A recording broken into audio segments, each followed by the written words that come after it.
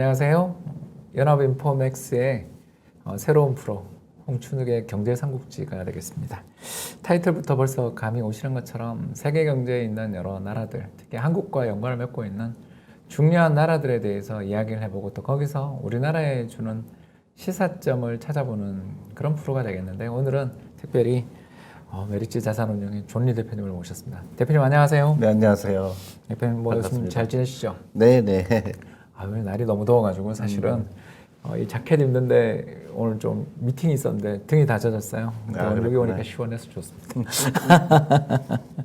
자, 오늘은 한국과 일본 이야기를 먼저 좀 해볼까 하는데요. 특히 존리 대표님한테는 우리나라도 우리나라지만 일본 주식시장, 자산시장에 대해서 시청자들이 되게 궁금한 게 많을 것 같은데 그 부분에 대해서 제가 좀 많은 질문을 드리도록 하겠고요. 그래요. 예.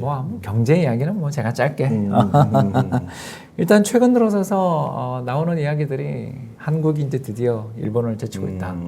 네, 그런 이야기들을 종종 하게 되는 것을 보게 되는 것 같아요. 대표님 보시기에 한국과 일본의 전세 역전 이 부분에 대해서는 어떻게 생각하십니까?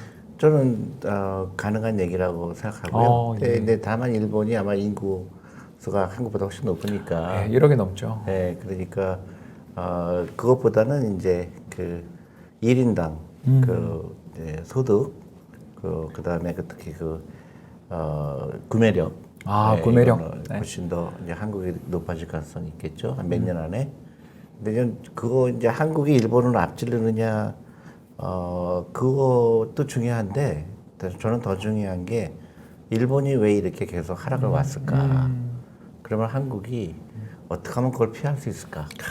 저는 그게 더 중요하다고 생각해요. 벌써 이제 일본화라고 그러잖아요. 자폐 에듀케이션이라고 그래서 예. 일본처럼 성장률이 멈추게 되고 디플레이션이 걱정이 되고 그게 이제 저는 진짜 걱정할 일이라고 생각하는데 그거를 어떻게 우리 한국은 그쪽으로 되지 않고 어떻게 하면 더 역동성을 다시 찾을 수 있을까? 그게 더 중요한 것 같아요. 저 완전 공감합니다. 저도 사실 국민연금 다니던 시절에 일본 공부를 조금 했거든요. 그때 당시에 이제 전부 다 사람들이 근심 걱정이 2020년 전후해서 우리 한국도 이제 인구 감소한다. 그 이야기들을 굉장히 많이 했잖아요. 하면서 맞아요.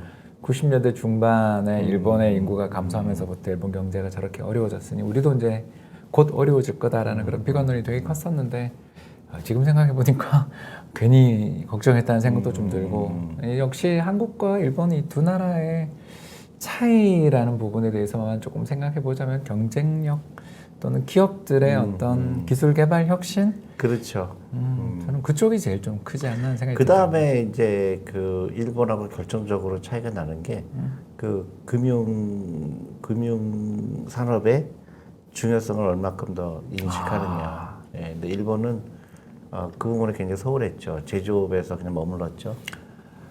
참 보면 아직도 제조업은 잘 하긴 하는데 시네츠라든가 예를 들어서 다케다 신약이라든가 참 좋은 회사 많은데 그 회사들이 이제 뻗어나가고 뭔가 이렇게 그러니까 변화를 수용하는 능력이 굉장히 떨어지죠. 그러니까 예를 들어서 일본 기업들이 계속 존속 기간이 다른 나라에 비해서 훨씬 길더라고요. 진짜 100년 된 이상 기업들 엄청 근데 많더라고요. 그게 좋은 게 아닌 게 그런가요? 그러니까 퇴출돼야 될 기업들이 퇴출이 안 되고 있다는 얘기거든요. 그러니까 돈을 풀어서 계속 그런 기업을 살리는 걸 하니까 계속 그 생산성이라든가 아니면 그 경쟁력을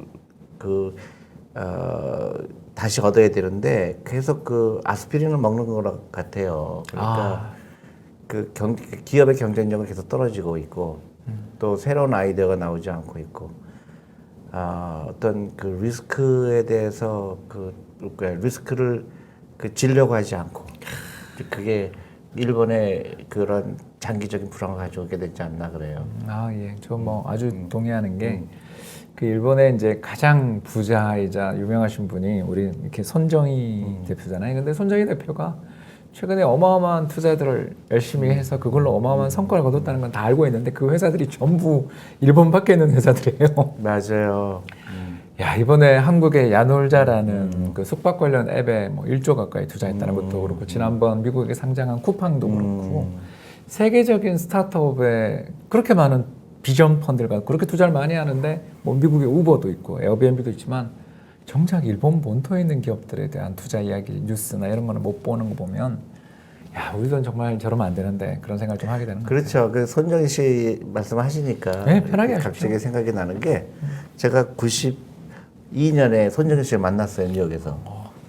부럽습니다. 아니요, 그때는 이제 손정희 씨가 그 제가 일하던 회사 이제 스커더인데 스커더에 오셨어요. 그래서 자기 주식에 대해서 설명하려고 그 당시 이제 뉴욕에서는 그 큰 기업의 CEO들이 와서 자기 회사 그 뭐라 그럴까요 설명을 하고 그런 거 직접 하잖아요. 네. 그때 이제 스커더를 왔던 기억이 나는데 그래서 요만한 방에서 같이 한 30명하고 만났던 기억이 나요. 근데 제가 손정희 씨가 굉장히 궁금증이 많아서 어떻게 그 소프트뱅크라는 회사를 설립할 생각을 했냐 그랬더니 그 당시 되게 재미난 얘기를 했어요, 이분이. 예. 그 미국에 유학하러 왔는데 그 고속도로 깔린 거 보고 자기 너무 놀랐다는 거예요. 아, 야, 미국의 그 주간 고속도로. 미국의 예. 그 사막을 그냥 가로지르는 고속도로가 한두 개가 아니라 그냥 완전히 거미줄처럼 돼 있잖아요. 그쵸. 야, 어떻게 이거를 했을까? 그래서 이분이 딱 생각한 게 나는 그 가상 사이버 고속도로를 깔아야 되겠다.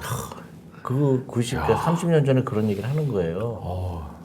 그래서 그 당시에 그래서 그게 무슨 뜻이냐 그랬더니 그 당시 이제 컴퓨터가 생기고 소프트웨어가 막 이제 개발자들이 생기고 소프트웨어 맞습니다. 팔잖아요. 예. 막 엑셀도 팔고 그렇죠. 뭐 워드도 팔고. 그때 그 라스베가스에서 그 소프트웨어 그 쇼를 이분이 컴덱스 쇼나 뭐 이런 그걸 여러 가지 샀죠. 쇼들을 네. 했었죠. 맞아요. 그거를 사더라고요, 권리를. 그래서 소프트웨어를 전 세계에 공급하는 거 그거를 자기가 사이버 고스도로라고 생각했다고 그런 얘기를 하더라고요. 그래서 근데 이제 제가 생각한 게 이분이 만약에 일본의 주류 세력이었다 그러면 우리 큰일 날 뻔했네. 아마 딴 거 했을 거예요. 그죠? 그 미국 이렇게 일본의 기업에 취직해서 뭐 다른 거 있겠죠. 근데 그래서 이분이 그 한국 사람이었기 때문에 그런 취직이 쉽지 않은 그런 거가 이분을 그렇게 크게 만들어지 않나 그런 생각이 제일 동포라 이게 그렇죠. 또 그렇게 샤프하고 똑똑한데도 그렇죠. 그러고 보니까 진짜 그분이 이런 여러 가지 컴퓨터 관련되는 제품들 쇼 그런 것들을 주관하고 했던 건 기억나고 더 나가서 그 일본에 처음으로 아이폰 들여와가지고 맞아. 자기들이 서비스도 하고 막 맞아요, 그랬던 맞아요. 그게 다 그때군요. 그게 신기하죠. 근데 일본 사람들은 그 생각을 못 하는 거예요. 못하죠. 변화를 두려워하는 그런 문화, 그다음에 새로운 거를 받아들이고 이제 그게 굉장히 신기해요. 근데 제가 일하던 그 스쿼드에서도 일본 이렇게 정확하게 30년 전에 회의를 했던 기억이 나요. 일본에 대해서. 그 당시는 일본이 모든 걸 일본을 따라야 된다고 그랬어요. 그럼요. 엄청났죠. 30년에 그처럼 저기 TV 프로그램도 전부 그 일본 배경이었고 일본 배워라 종신고용 그리고 그 이피션시한 거죠. 그냥 시키는 대로 하는 거.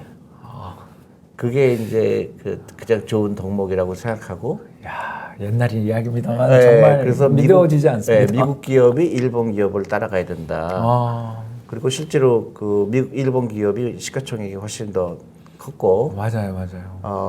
그러니까 미국은 굉장히 이제 점점 쇠퇴해가는 나라처럼 보였을 때, 그때 제가 일하던 회사 스쿼더에서 그 일본에 대한 회의를 하루 종일 했어요. 진짜 진지하게. 예, 하루 종일 일본에 대해서 일본이 어떻게 될 것이냐 계속 얘기하다가 결론은 일본은 30년 내내 하락할 거라는 결론을 내렸어요. 굉장히 그건 소수파였을 것 같습니다. 30년 전이면. 굉장하죠. 근데 결론을 내렸어요. 그래서 일본을 굉장히 언더웨이트 하기 시작했죠. 대박이 났을 것 같습니다. 진짜. 그렇죠. 근데 결정적인 그 이유가 뭔가요? 일본 기업들이 그 당시에 가장 중요한 게 뭐냐면 매출액이 중요하다고 얘기했어요. 그렇죠. 그때 그런 이야기들 많이 했죠. 그러니까 프로핏은 별 생각 중요하지 안 않아. 하고 맞아요. 그다음에 마켓시어가 중요하고 그리고 이 창의성 있는 거에 대해서 그러니까 그런 거에 대해서 너무 무지했던 거. 예, 이렇게 새로운 거 그리고 그 당시 일본 회사는 하루 종일 회의만 하는 거예요.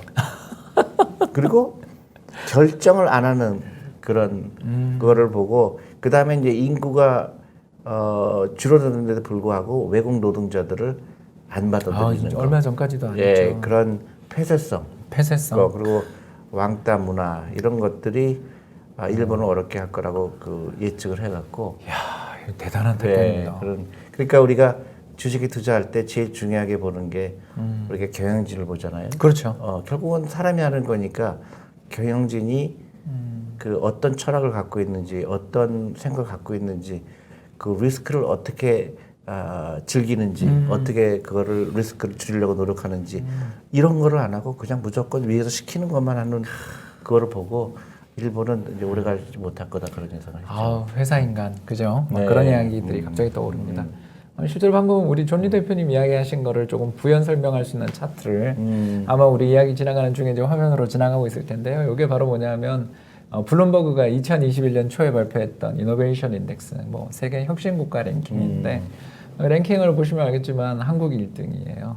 그리고 저 밑으로 내려가면 12등에 일본이 있습니다. 물론 일본이나 미국이 여기 10위권에 있는 거에 대해서 이제 반대하시는 분들도 있겠지만 상당히 일리 있는 그 잣대더라고요. 첫 번째가 뭐냐면 기술 혁신, 그 R&D에 대한 어떤 노력들, 그리고 제조업 부가가치, 그리고 생산성, 특히 중요하게 뒤에가 들어가는 게 교육과 하이테크 산업에 대한 집중도들인데 이 보시면 알겠죠. 일본이 가장 처지는 게 이거더라고요. 이쪽 가니까 이 세계 10위권으로 쳐지는 게 하이테크 산업에 대한 집중도가 되게 낮은 편이고 특히 고등교육 시스템들이 붕괴되고 있는 것처럼 보이더라고요. 그리고 여기 끝에 보시면 리서치 인력들도 역시 약하고. 그러니까 이런 거 보면 우리가 확실히 효율성은 아직도 한국은 좀 없는 편인데 왜냐하면 우리는 R&D에 대해서 돈은 엄청 투입하고 세계에서도 이스라엘과 함께 아마 한국이 제일 R&D 투자를 많이 하는 나라일 텐데 정작 결과물 면에서 우리가 좀 약한 게 있는 건 현실이니까.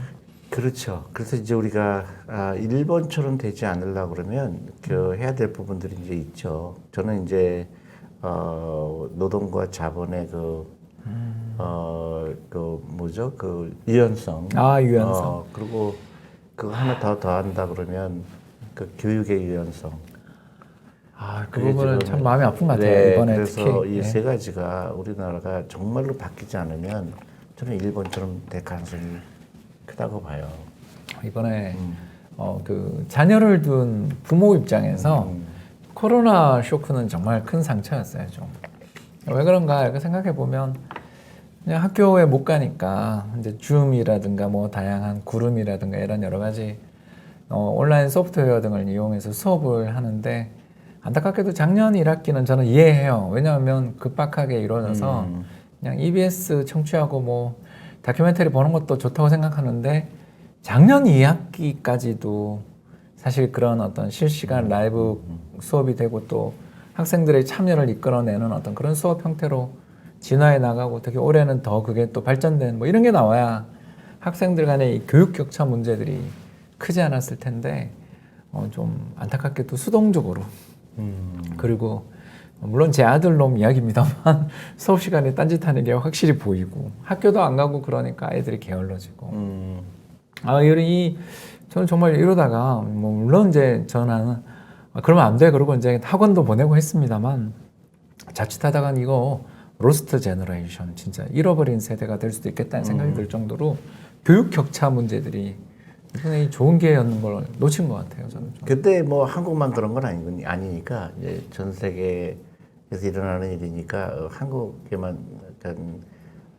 그 일어나는 건 아니라는 게 첫 번째고 그 다음에 저는 새로운 걸 경험했기 때문에 우리가 그동안 당연시 여겼던 것들에 대해서 다시 한번 질문하는 그게 좀 좋다고 보고요. 그 다음에 사실은 우리가 줌으로 해서 그동안 당연시 여겼던 게 정말 이게 필요한 거였는가? 사실 그동안 낭비성인 것도 많거든요. 맞죠. 그러니까 우리가 전혀 불편하지 않고 예를 들어 회사를 경영하는 것도 그렇죠. 회사에 꼭 반드시 출근해야 되는가? 그런 거에 대해서 우리가 다시 생각을 하게 됐고, 그래서 저는 이게 꼭 네거티브한 것만 있는 건 아니고 우리 생각에 전환을 할 수 있는 계기가 됐으면 해요. 그러니까 이거 위기지만은 위기를 우리가 다시 경쟁력을 갖고 있는 비교 경쟁력이죠. 다른 나라에 비해서. 그런 면에서는 우리가 기회가 왔다고 생각하는데, 저는 이 교육도 우리가 정말로 중요한 게 정말로 우리나라 교육이 가성비가 높은 교육이냐, 저는 아니라고 봐요. 아니라고 봐요, 저도. 예, 맞습니다. 그래서 이게 일본이 저렇게 잘못되고 있는 것도 교육에 그 젊은 사람들의 그런 그 리스크를 즐기는 그런 교육이 아니고 순종하는 교육을 받았거든요. 맞습니다. 네. 그러니까 딴 생각하면 왕따. 왜 네가 왜 다르려고 하냐. 맞아요. 근데 우리 아이들은 그렇지 않다. 그래서 각자 개성을 살리고 그래서 창업 비율이 높아야 되고. 그건 희망이 좀 있는 것 같아요. 예. 근데 아직도 좀 낫죠? 아직도 공무원 하고 싶어하고 아직도 취직만 하고 싶어하고 하는데. 참 그게 참 어려워요. 어렵죠. 그 이제 그러니까 생각의 전환이 바뀌어야 되고 좀 교육이 바뀌어야 된다고 맞습니다. 봐요. 그거가 정말 그 우리나라의 희망이자 아직은 약점이에요. 참 아시아에서 그래도 저 중국이나 인도 다음으로 한국이 그래도 창업 국가라고 이야기하지만 사실 그건 이제 좀 이 경제를 규모가 커서 좀 그런 것도 있는 거고. 아니 그리고 대학생들한테 물어보면 다 중국은 창업하겠다는 사람이 많은데 한국하고 일본은 실제로 그 서베이를 하면 그 퍼센티지가 너무 낮아요. 그러니까 이제 부모님들도 왜 편한 거 공무원 하지 왜 창업하냐고 그러잖아요. 근데 반대가 돼야 되는데. 참 이거 제일 공부 잘하는 학생들이 또 다 의대 가잖아요. 그렇죠. 근데 이제 그게 결국 이제 금융산업하고 연결이 되는데, 그러니까 정말로 그 돈에 대한 교육, 그다음에 부자가 되는 교육을 아니고, 그러니까 그 멋있게 보이는 교육, 그다음에 그 시험 잘 보는 잘 치는 그런 그 기계. 한국은 시험 국가. 그러니까요. 예. 그래서 이거를 좀 시스템을 바꾸지 않으면 저는 취직 시험 보는 나라가 전 세계에서 몇 나라가 될까? 그러니까요. 예.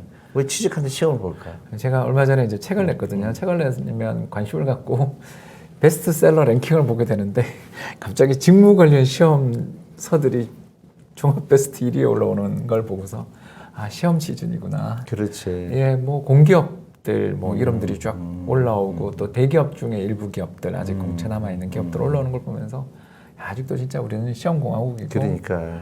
예, 거기 들어가면 또 인생이 뭐 사실 저는 그렇게 생각 안 하는데 저도 직장 생활 오래 했지만 많이 옮겨 다녔거든요. 그렇죠. 왜 많이 옮겨 다녔냐 그러면 회사 생활이라는 게 하하호호 웃고 지내는 곳이 아니라는 걸 학생들이 잘 모르시는 것 같아요. 성과를 내지 못하면 조직 분위기 정말 안 좋아지고, 특히 저는 증권사 오래 다녔기 때문에 더 나가서 또 이 성과가 안 나는 경우에 이 정치가 또 개입해요. 참 우리나라 정치 문화, 기업 내에서의 어떤 그런 문화들에 대해서는 다음에 또 기회가 있다고 생각하고요. 오늘은 일본 이야기하고 그랬으니까 그렇죠. 우리 일본 금융으로 이제 화제를 좀 돌려보면 어떨까 생각됩니다, 대표님. 그러니까 저는 이런 기억이 나요. 제가 코리아 펀드 매니저였을 때. 그때 뭐 엄청난 성과를. 예, 근데 이제 우리가 코리아 펀드를 이제 증설하게 됐어요. 그래서 그때 이제 우리가 코리아 펀드가 뉴욕에도 상장됐지만 오사카에도 상장을 했거든요. 그건 몰랐습니다. 저는 몰라요. 그래서 이제 일본 사람들이 한국에 투자할 수 있는 길을 열어주고자 오사카에도 이제 상장을 했어요. 근데 일본에 이제 증자를 하는데 미국에서는 이제 리만이 이제 주관사를 맡았고. 그 참 옛날이죠. 그다음에 일본은 니코 증권이라고. 니코 증권 알죠. 네. 저도 니코 증권 보고서는 참 많이 봤던 기억이 나요. 네, 그래서 이제 이제 로드쇼라고 그러죠. 그래서 이제 우리 한국에 대한 소개를 하고 이제 펀딩을 받으려고 이제 출발을 하려고 그러는데 이제 뉴욕에서 시작해서 런던 파리 이렇게 갔죠. 근데 이제 일본에 가야 되는데 니코 증권에서 연락이 왔어요. 올 필요 없다. 네? 거기 상장하는데요? 상장 이미 돼 있죠. 근데 증자하는데. 그래서 올 필요 없다 그래요. 그래서 굉장히 궁금해서 왜 올 필요 없냐 그랬더니 되게 신기한 대답을 받았어요. 어차피 우리 증권에서 고객들한테 사라 그러면 사고 팔라 그러면 판다. 그러니까 그런 그 과정이 필요 없다 일본은. 갑자기 저 야마이치랑 노무라 스캔들이 갑자기 막 떠오르는 그런 식이에요. 그래서 우리 고객들한테는 이런 거 교육 필요 없다. 그냥 사람 사고 다 그렇게 순종하니까 네가 와서 설명한다고 많이 팔리고 그런 대답을 받았죠. 그래서 되게 신기하다. 근데 리만에서 로드쇼 할 때는 제가 이제 그 만약에 런던에 가면 리만의 고객들, 그쵸. 기관 투자가들한테 제가 한국에 대해서 설명을 하면 그 사람들 질문하고 정말 한국에 투자할 만한 데인가 아닌가를 결정하는데 일본은 그게 필요 없다는 거예요. 그래서 제가 그것도 되게 신기하다. 근데 진짜 신기하네요. 예, 그게 이제 한 단면이고 그리고 또 이제 그 증권회사들한테 뭘 제안을 하면 전혀 관심이 없고요. 이렇게 노무라가 하면 한다는 거예요. 그러니까 큰형이 하면 한다는 그러니까 생각을 안 하는 거예요. 그러니까 예를 들어서 노무라가 하지만 내가 이렇게 하면 노무라를 이길 수 있겠구나 하는 그 경쟁 의식이 아니고 순서가 그냥 순서가 있고 노무라가 하면 맞겠지. 노무라가 뭐 틀리면 나도 틀리니까 괜찮겠지. 노무라 다이완 이꼬로 가는 그 순서를 그렇지. 그냥 지키는군요. 그렇죠. 그거를 바꿀 생각이 없는 게 그 굉장히 신기했고 그 다음에 제가 이제 일본에 그 프레젠테이션 때 많이 갔어요. 우리 한국에 투자하는 걸 하려고 그래서 기관 투자가도 여러 번 만났고 근데 결정적인 거는 이 사람들은 결정 장애가 있구나. 제가 왜 웃었냐 하면 저도 그 연금 있을 때 그 부동산 투자 관련돼서 일본 방문하고 그런 적이 있었는데 정말 그 헤드 만나기가 되게 어려운 회사들도 많고 무엇보다 의사 결정하는 데 있어서 정말 수개월 그렇죠. 그러니까 자기가 결정 절대로 안 해요. 맞아요. 그러니까 회의를 하고 또 결정을 위한 회의를 또 하고. 그렇죠. 그래서 누군가가 그 같이 결정하면은 그 책임감이 좀 덜하니까. 그래서 이 나라는 정말로 하루 종일 회의하다가 끝나는 거구나. 금융이라는 게 신속한 의사 결정이 필요한 그렇죠. 시기가 그 다음에 있는 겁니다. 아이디어가 계속 나와야지 금융이 그렇죠. 발전하죠. 그러니까 그리고 근데 특히 이제 그 주식에 대한 그 일반 사람들의 그런 그 뭐라 그럴까요? 이해도가 너무 낮은 거예요. 그런가요? 지금도 개인들한테 물어보면요 주식 투자한 걸 숨겨요. 부끄러워요. 내가 이 불로소득이다. 그리고 그러니까 그냥 국채 아니면 예금 아니면 저기 뭐죠? 그 부동산. 부동산이죠. 뭐. 이것만이 요즘 또 부동산 좋으니까. 그렇죠. 그래서 그러니까 생산성 있는 데에 돈이 들어가지 않으니까 이 자본이 그 밸류가 그 그러네요. 밸류를 창출하는 데 돈이 들어가지 않고 맞아요. 계속 그 낮은 이자율 그러니까 그다음에 젊은 사람들은 그런 창업하려는 의지가 없고 그러니까 계속 하강이 되죠. 이제 유일하게 그 일본을 바치는 게 이제 해외 투자한 채권. 이건 엄청나게 투자하죠. 그 이자 소득 수지로 막 잡히고 그걸로 이제 먹고 사는 건데 이제 그러니까 그 역동성은 계속 떨어지게 되고 또 이제 그 보험사들이 많이 운용을 해요. 그러니까 그렇죠. 일본 내 사고가 나면 가장 대표적인 게 고베 지진이랑 동일본 대지진 같이 그 보상금을 지급해야 되는 이슈가 벌어지면 해외 투자해 놓은 걸 또 국내에 가져와야 되니까 그때 N 강세가 그건 진짜 저는 정말 기억에 많이 남는 게 아니 도대체 동일본 대지진이 나서 경제에 엄청난 타격이 벌어졌는데 엔화가 강세인 거예요.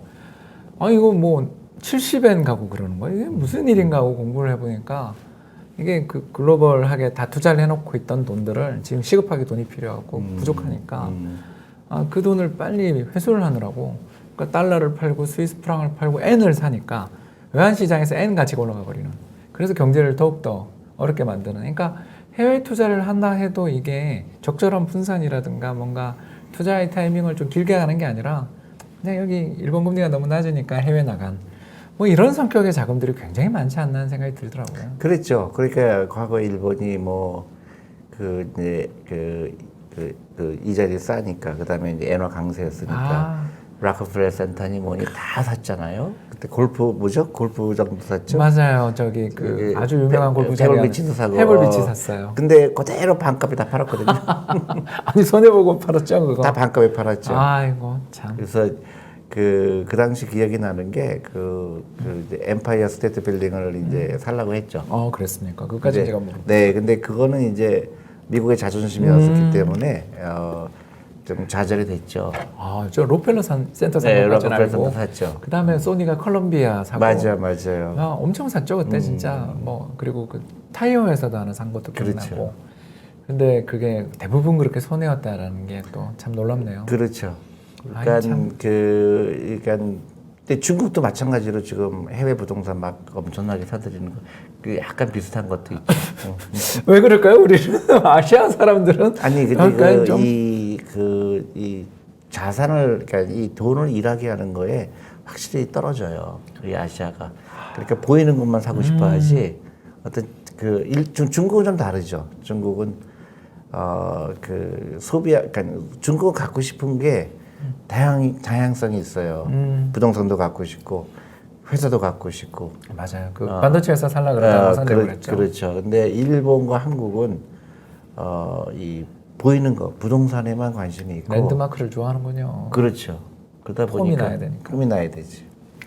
네. 수익은 또 나몰라라 하고. 그렇지. 아, 일본하고 비슷해. 일본도 기업들이 프로핏 그러니까 그 이익에 대해서는 별로 얘기 안 맞아요. 하고 아까 이야기하셨죠. 매출, 마켓쉐어 이거에만 하니까 좀 이해가 안 가죠. 그러면 하나 궁금증이 생겨요.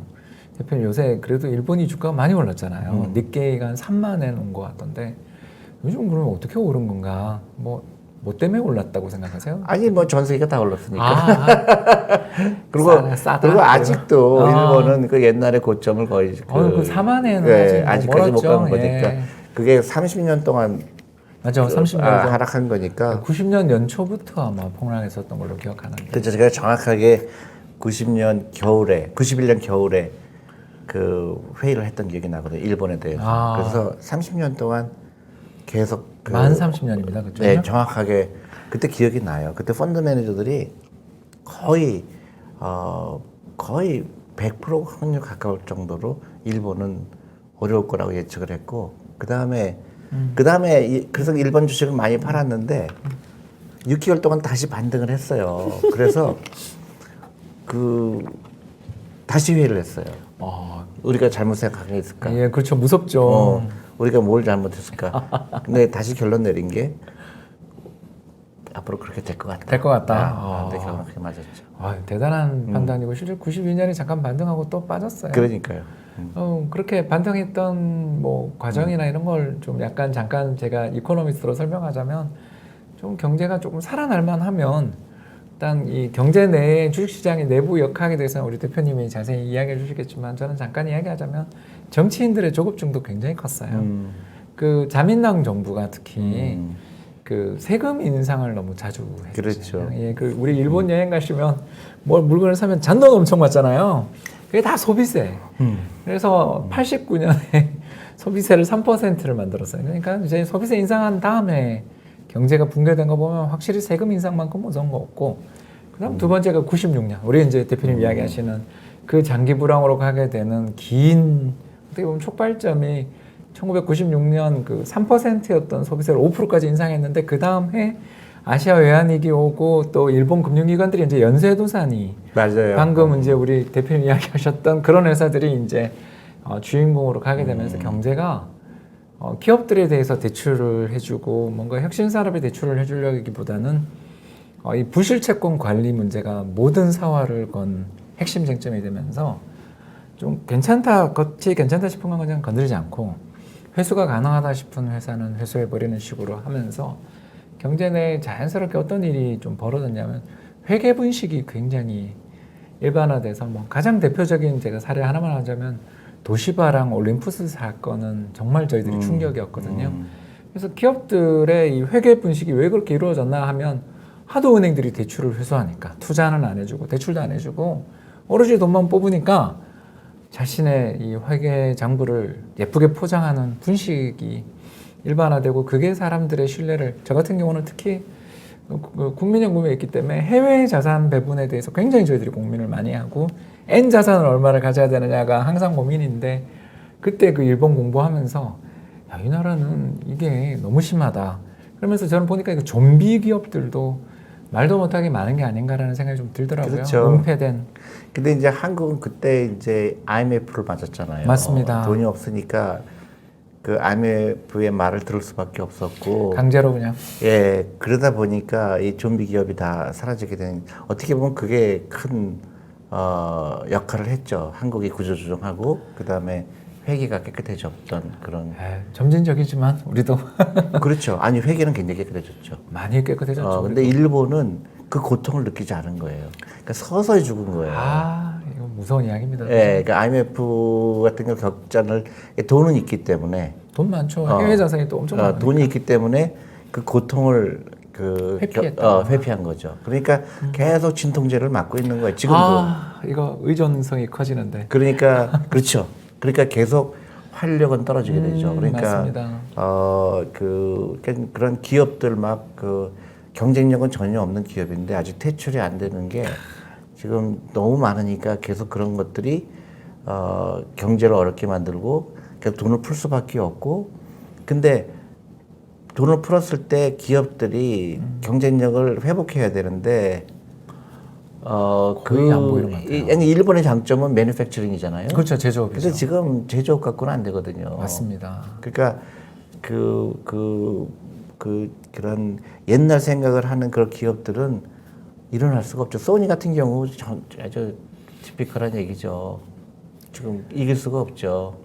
소니의 그 카메라에 안에 들어가 있는 반도체가 굉장히 그 이제 캐시카우 역할을 했는데 그 시장조차도 점점 경쟁이 치열해지는데. 그러니까 소니는 제가 옛날에 우리 애널리스트가 얘기했던 기억이 나요. 소니의 기업 방문을 가면 네. 그런 비전을 얘기하지 않고 우리는 세계에서 가장 작게 만든다, 이것만 얘기하더라는 거예요. 진짜 보면 소니가 만드는 거는 작죠. 다 작은데 그거를 경쟁력이라고 생각했는데 그거에 대해서 어떤 돈을 어떻게 벌겠다, 이게 시장이 어떻게 된다, 그런 얘기를 하지 않는 거 보고 너무 신기한 거예요. 스마트폰 시장에서 일본 시장의 스마트폰 판매량을 보면 예전에는 소니랑 히다치나 파나소닉 제품이 참 많았는데 애플 아니면 그냥 삼성 그렇게 됐죠. 갤럭시더라고요. 어떻게 해서 일본 기업들이 자기 시장, 그 갈라파고스라고 부를 정도로 굉장히 폐쇄적인 시장이었는데 그 시장에서 점유율을 다 잃어버리고. 그게 결정적으로 위에서 시키는 것만 하기 때문에 그래요. 그러니까 위에서 결정 안 내려주면 밑에서 절대로 얘기 안 하는 거예요. 우리도 좀 그런 면이 있어서 걱정이 많이 됩니다. 이제. 그러니까요. 근데 이제 한국은 그래도 이 대주주가 어떤 결정을 내리는 게 좀 빠르죠. 근데 한국은 어떤 경우는 너무 빨라서 문제죠. 잘못된 결정도 좀 있고. 그런데 일본은 결정을 안 내려요. 이게 이제 안 내려요. 그러니까 그 책임지지 않는 문화. 무서운 것 같아요. 제가 지금 잠깐 GDP 대비 재정수지 그림을 그려놨는데 이게 바로 방금 우리 대표님 이야기하신 그 전형적인 사례예요. 이거 보시면 알겠지만 96년에 금리를 세금을 인상한 다음에 재정 적자가 잠깐 개선되는 것처럼 보이다가 폭발하고요. 또 여러분 잘 아시는 거지 2014년에 또 세금을 또 인상합니다. 세금 인상한 다음에 또 좋아졌지만 역시 코로나 쇼크. 이게 무슨 말이냐면 구조적인 어떤 문제에 대해서는 전혀 손을 좀 못 대고. 그렇죠. 경기 조금만 좋아진다 싶으면. 그러니까 생산성이 받쳐주지 않는 거예요. 우리 진짜 그러면 안 되는데. 그렇죠. 그러니까 생산성에 맞춰주지 않으니까 이거를 진짜 밑빠진 독에 물 붓기. 그러니까 이제 계속 돈을 풀으니까 이제 세금을 올릴 수밖에 없죠. 그렇죠. 그러니까 악순환이고 세금은 계속 올리니까 구매력은 떨어지지. 그러니까 또 생산 안 하게 되지. 이제 디플레이션이 되지. 이제 제가 볼 때 일본은 지금부터는 일본이 살아남으려면 네네.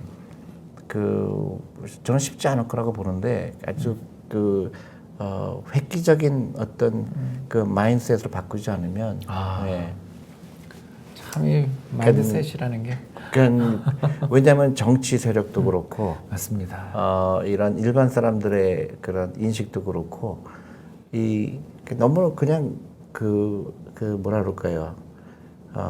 그 중요성, 그다음에 그 시급성을 잘 모르는 거예요. 그러니까 정치가들은 똑같은 정치 세력이 그대로 하고 네, 있고, 자민당이 뭐 잠깐 빼고 계속 하고 있죠. 계속 하고 있고, 그 사람들은 내가 볼 때 그런 그 개혁을 할 생각이 없는 것 같고, 또 국민들을 호도하고. 전 좀 감정적으로 자꾸 또 변하는 면도 있는 것 같고요. 그렇죠. 그러니까 이 나라는 어떤 리더십이 없구나, 리더십이 실종됐구나. 그래서 이제 한국이 저는 일본을 보고 많은 타산지석을 삼아야 될 것 같아요. 그러니까 다양성,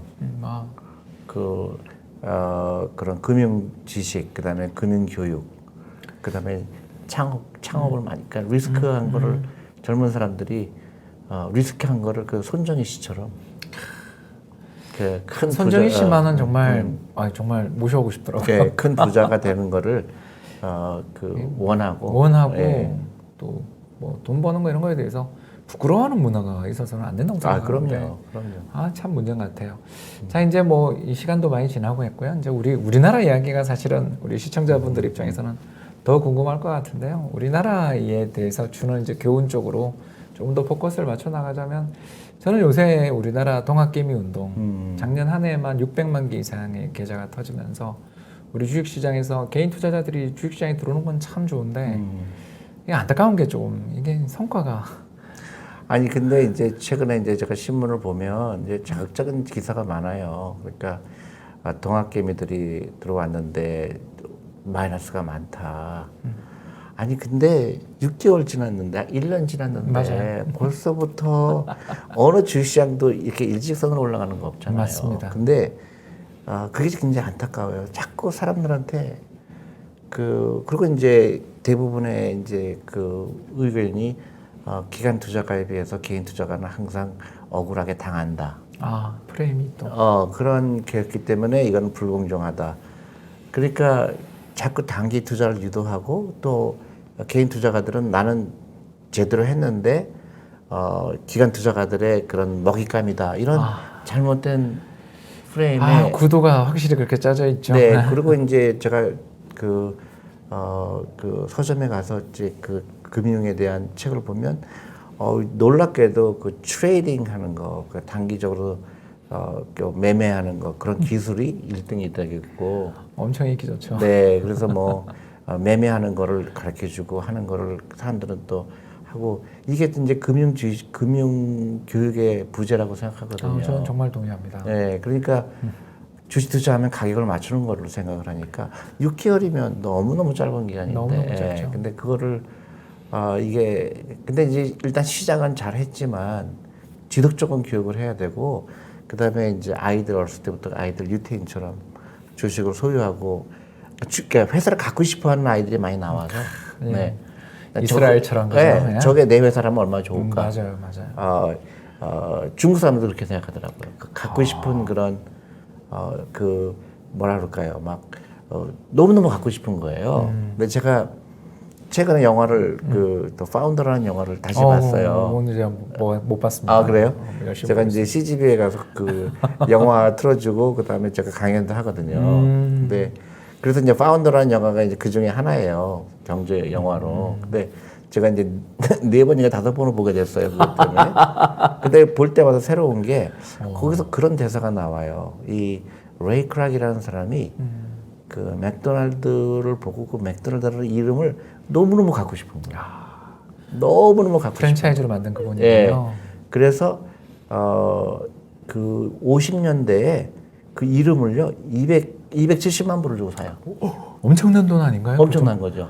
그때 270만 그렇죠. 불이면. 그래서 그게 왜 그 돈을 주고 사냐 물어보니까 그 맥도날드라는 이름의 가치를 자기는 너무 그 갖고 싶은 이름이라는 거예요. 다른 이름 필요 없다는 거예요. 그게 저는 엄청난 그런 그 감동을 받았는데 우리 아이들, 우리 젊은 사람들은 갖고 싶은 게 있어야 돼요. 그러니까 생산수단을 갖고 싶어야 되는데 우리는 계속 뭐죠? 소비하는 것만 가르쳐요. 월급쟁이가 되라고 보통 그러고. 그리고 소비를 하라는 걸 계속 가르쳐요. 근데 그렇게 주식을 소유하라는 가르치라고 그 주식 투자도 트레이딩 하는 것만 가르치는 거예요. 그러니까 샀다 팔았다 하는 것만 가리키니까 어떤 그런 그 큰 장래의 큰 장기적으로 어떤 비전을 갖고 있는지 그런 교육이 전혀 안 되니까 금융기관도 사실 책임이 크죠. 사실 증권사 저도 오래 다녔지만 매매 많이 하면 수수료가 좀 많이 그러니까요. 생기니까 아무래도 좀 교육들 특히 증권사에서의 이루어지는 여러 가지 교육 저도 많이 했는데 트레이딩 교육이 많은 건 분명히 사실이고 그러니까요. 또 교육 대부분이 HTS 사용법 이런 거예요. 이거 어떻게 뭐 계좌를 어떻게 되냐. 사실 그거는 그냥 우리가 서비스 은행 가서 열면 되는데 그러니까 그런 거 그 자체에만 너무 관심이 집중되지 기업이 뭔가 그렇죠. 주식이 뭔가 왜 또 주식은 또 상장하는가 이런 거에 대해서 이야기가 좀 있어야 되는데 그런 면에서가 참 우리가 아직 우리도 아직 전환기인 것 같아요. 근데 이제 일본보다는 좀 나아요. 일본은 아예 그 주식 투자하는 거를 그 아예 그냥 금기시할 정도로. 그러니까 그건 이제 불로소득이라고 얘기하니까. 결국 최근에 보면 주식시장에 그냥 수급만 전 잠깐 이야기하자면 일본 주식시장 왜 올랐나 이런 거 공부를 해보면 첫 번째는 아까 방금 존리 대표님 말씀대로 세계 주식시장이 다 좋아서 오른 게 제일 크고 두 번째는 일본 국민연금이 주식 사고 있더라고요. 그렇죠. 그것도 그렇고 그다음에 뱅크 오브 자펜도 사고. 네, 일본 국민연금이 저는 이제 국민연금 출신이니까 옛날에는 그 일본 국민연금의 그 주식 포트폴리오 자산 포트폴리오가 주식이 거의 없었어요. 근데 아베가 들어서면서 전체 자산 배분에서 주식 비중을 엄청나게 늘려놨죠. 그래서 물론 이제 작년에는 엄청 고생했는데 우리는 국민연금이 투자를 많이 해서 성과 좀 올라간다는 이야기 듣고서 아유 그래도 아베가 마음은 안 들지만 저건 그래도 국민의 노후 자금이라도 그래도 수익률이 장기적으로 우상향하는 자산에 투자하도록 배분한 건 잘한 일 같다. 근데 참 저 사람 말 끝이 그렇게 안 좋아가지고 참 역대 그 전후 최장수 수상 총리라는 그 명예보다 끝에 그렇게 안 좋게 물러나는 거 보면 참 일본이라는 나라가 또 영웅을 잘 못 키워내는 것 같다는 생각도 들고 리더십 있는 사람들이 좀 추진을 해나가는 과정에서 그게 이제 아주 그 밑에 있는 그 철학의 부재라고 생각해요.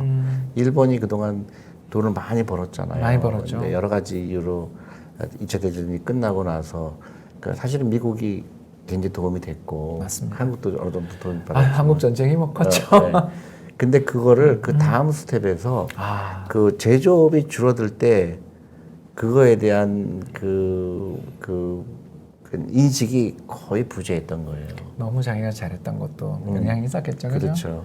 그러니까 그 제조업에서 다음 스텝으로 가는 거에 금융으로 가는 걸 못했고 제가 볼 때 한국이 지금 우리가 이제 제조업 잘하는 것도 있지만 결국은 금융 산업이 이제 다음 스텝으로 가야 되는데 서비스 산업이죠. 근데 안타깝게도 이 금융에 대한 인식이 일본보다 좀 난 거 정도 수준밖에 안 되는 것 같아요. 그러니까 이거를 금융교육을 어떻게 시키느냐가 결국은 대한민국의 미래를 결정할 거라고 보거든요. 결국은 금융이라는 거는 그 사람으로 이야기하면 저는 피라고 생각하거든요. 그럼요. 근데 피가 지금 동맥경화로 가면 전체 몸이 망가지듯이 근데 지금 제가 안타까운 게 미국에 가면 그 지금 여성 CEO들이 굉장히 많잖아요. 많죠. 근데 한국은 제가 그 이대에 가서 그 MBA 프로그램에서 강연을 갔는데 그 마케팅도 있고 뭐 매니지먼트 있고 네, 다양한 과정이 있죠. 금융 분야가 폐쇄가 된대요. 예? 아니 정말 이건 놀라운 이야기입니다. 네, 폐쇄가 된대요. 제가 마지막 강연이라고 하더라고요. 저도 사실 특강 간 적이 있거든요. 그래요? 어머니 왜 그렇게? 아니 어느 여학생들이 금융에 관심이 없다는 거예요. 그러니까 지원자가 없어서. 지원자가 없어서. 이건 끔찍하죠. 이게 좀 어쩌지 왜 특강이 안 오나 했어요. 저도. 그러니까 이 금융에 대한 인식이 지금 심각하죠. 이건 우리가 갈 길이 아니야 이렇게 미리 하는 거는 굉장히 안 좋은 부분일 수도 있는데. 그래서 이제 전체적으로는 그런 마스터 플랜이 금융에 관한 게 없는 거예요. 그래서 지금부터는 우리 늦었다고 생각하지 말고 아이들한테도 이런 맞습니다. 예를 들어서 내가 그런 뭐 제조업을 하더라도 금융은 당연히 알아야 되잖아요. 맞아요. 근데 내가 제조업만 하면은 굉장히 많이 뒤처질 수밖에 없거든요. 예를 들어서 회사의 코스트 구조가 어떻게 되는지 또 이 회사를 상장하는 게 중요한 건지 상장 안 하는 게 좋은 맞습니다, 건지 맞습니다. 또 이런 시가총액이 왜 중요한지 이런 걸 모르게 되면 제조업도 문제가 생기잖아요. 또 성장을 스스로 제약하는 꼴이 되는 경우도 그렇죠. 종종 그렇죠. 있죠. 우리나라가 약간 그 피터팬 신드롬도 있어요. 중소기업들이 많은 혜택을 좀 받다 보니까 성장 그 자체를 기피하는 경우가 있는 그래요? 것 같고 이제 뭐그 종업원 숫자 몇 명이 넘어간다든가 하면 뭐 예를 들어서 혜택이 줄어드는군요. 예, 가업 상속 문제에서도 좀 있고 우리나라도 아까 방금 일본 우리 이야기를 하면서 야 일본 저건 앞으로 미래가 어둡군. 일본 주식은 투자를 하더라도 일본 해야 되겠다는 생각을 저는 좀 했었는데 사실은 저는 조금 투자를 하고 있거든요. 투자하고 있는데 저는 부동산 회사들 좀 갖고 있고요. 그런데 오늘 대표님하고 이야기를 들으면서 야 이거 정말 큰일 나겠구나라는 생각을 좀 많이 든 게 일본처럼 되면 정말 그렇게 아주 인구도 줄어드는 그렇죠. 세상에. 그리고 저는 이제 우리가 당연시 여겼던 것들 있잖아요.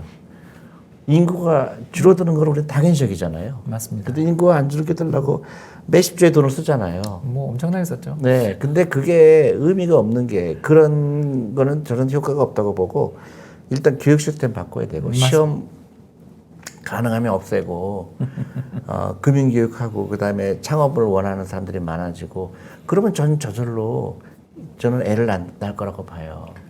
살기 좋은 나라를 좀 만들어야 되는데. 그렇죠. 근데 그게 지금 엇박자가 나니까 엇박자가 너무 심하게 나죠. 그러니까 이게 일본처럼 일본도 누구나 봤을 때 일본이 이렇게 되면은 망할 거라고 예측이 가능한데 일본 사람만 몰랐던 거예요.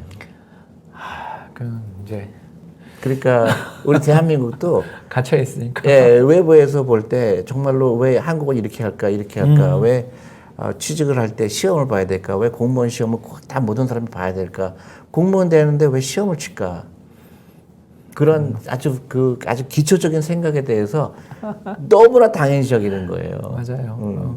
야, 진짜 근데 시험 공화국이 됐죠. 그러니까 이런 거에 대한 좀 과감하지만 좀 그런 생각의 변화가 없으면 저는 일본처럼 될 수가 있겠다.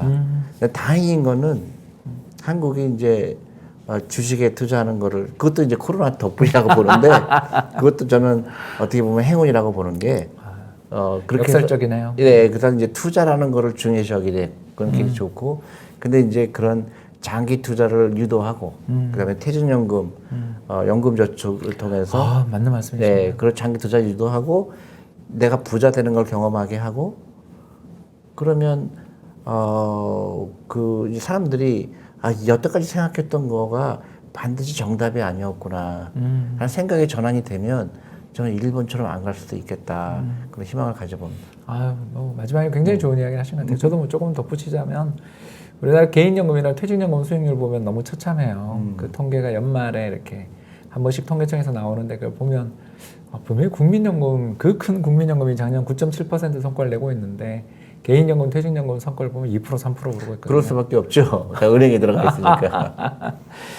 또 원금 보장 또 그렇죠. 엄청 좋아하시고요. 네, 근데 그 원금 보장이 그 늪에서 빠져나와야 돼요. 이 원금 보장이라는 거에 속으면 안 되는 게 인플레이션을 그게 그렇죠. 도저히 못 따라잡을 가능성이 앞으로 점점 더 높아지는 것 같아요. 지금 경기는 안 좋고 또 우리 내수가 특히 안 좋은 상황에서 정부가 돈줄을 쪼인다 그래도 그렇게 많이 세게 못 조일 가능성이 높은 그런 과정에서는 인플레가 날 가능성이 있는데 그에 비해 우리나라 금리 수준이나 또는 원금 보장형 상품들의 수익률은 앞으로도 현격하게 좋아지기는 어려운 여건이 있는데 그리고 이제 또 하나 이제 그 퇴직연금의 중요성은 지금 아직도 이제 국회나 이런 데서 의논하는 거 보면 자꾸 원금에 대한 집착이 너무 강해요. 근데 20년 동안 투자하는데 원금에 20년 동안 투자하는데 원금에 걱정할 일은 없잖아요. 만약에 1년 후에 내가 은퇴한다 그러면 좀 걱정되겠지만 그건 좀 다를 것 네, 같습니다. 20년 투자할 건데 왜 저렇게 원금에 대해서 할까? 그것도 이제 저는 금융에 그건 뭐 대해서 100% 동의합니다. 그러니까 잘못된 기억을 받아서 그러니까 또 잘못된 결정을 하는 거죠. 우리나라 국회의원분들이 또 공부는 굉장히 잘하셨는데 다 또 법률 관련 전문가들이 되게 많으시고 맞아요. 또 기업가 출신들이 이 또 많이 안 계신다라는 그런 안타까운 부분도 좀 있는 것 같고 아유, 우리 이야기할 게 뭐 끝도 없이 이어질 수밖에 없는 주제긴 한데 이제 그래도 슬슬 마무리를 향해서 가야 되는 순간이라 이제 뭐 대표님 우리 일본 이야기를 하면서 결국은 한국 이야기를 하게 됐는데 끝으로 우리 시청자분들한테 좀 마지막으로 남겨주시는 말씀 한번 남겨주시면 감사합니다. 글쎄요, 저는 그 이제 한국이 이제 갈림길이라고 생각해요. 갈림길. 예, 일본처럼 가느냐, 아니면 이거 일본으로부터 배워서 일본처럼 이렇게 되면 일본처럼 되겠구나. 그래서 인구는 줄 수밖에 없고 그 다음에 개개인의 삶은 점점 더 힘들어질 수가 있다. 그래서 저는 너무너무 중요한 것 같아요. 그 개개인이 그 financial plann이라고 그러죠. 예. 그러니까 그 내가 앞으로 일생 동안 어떤 라이프를 살까. 그래서 계획을 세우고 투자를 하셔야 되고 그리고 장기 투자 그런 거 그 반드시 하셔야 되고 주식에 관심을 많이 갖는 게 중요할 것 같아요. 주식에 관심을 갖는다는 거는 내가 그 생산 수단을 공유한다는 거잖아요. 맞습니다. 그러니까 너무너무 좋은 거잖아요. 그 기업이 성장하면 또 그럼요. 제가 또 내가 부유해지고 기업의 그 성장에 내가 참여를 할 수 있다는 게 굉장히 좋은 건데, 네, 아직도 너무나 많은 사람들이 매매를 통해서 돈을 벌려고 하니까 그때부터는 이제 힘들어져. 그런 이제 철학적인 거, 그 다음에 그 장기적으로 내가 경제 독립을 이루기 위해서 어떻게 해야 되는가, 그런 분들이 이제 많아지면 전 대한민국은 일본처럼 되지 않는다. 네. 맞는 말씀이십니다. 한 사람 한 사람이 부자가 되면 참 그래서 그 꼭 말씀드리고 싶어요. 네, 오늘 뭐 존리 대표님 말씀에 조금 더 덧붙이자면 이게 우리는 그래도 일본보다 아직 역동성이 살아있는 경제이기 때문에 아직 기회가 있고 또 우리는 일본에 비해서는 그래도 상대적으로 제도나 시스템을 바꿀 수 있는 여력을 가진 좀 어떻게 보면 뭔가를 바꿔나갈 힘을 갖고 있는 잠재력을 가진 나라다라는 것이고 지금까지 우리나라가 혁신국가로서 잘해왔지만 좀 물량 위주였다라면 이제는 교육부터 시작해서 창업 그리고 기업 투자 관련돼서 효율을 더 높여나갈 수 있는 그런 변화가 앞으로 계속되었으면 하는 바람이고 또 그래야 저희들 금융업계 종사자들 뿐만 아니라 우리 국민 모두가 더 나은 미래, 더 나은 어떤 부를 기대하게 되는 순간 저출산, 고령화 문제에 대한 이런 부분들도 점차 저절로 해결돼요. 해결되지 않겠나. 저절로 해결돼요. 이 말씀까지 해주신 게 참 저는 가슴에 와닿았습니다. 오늘 이렇게 긴 시간 내주셔서 대단히 감사합니다. 네, 감사합니다. 감사합니다.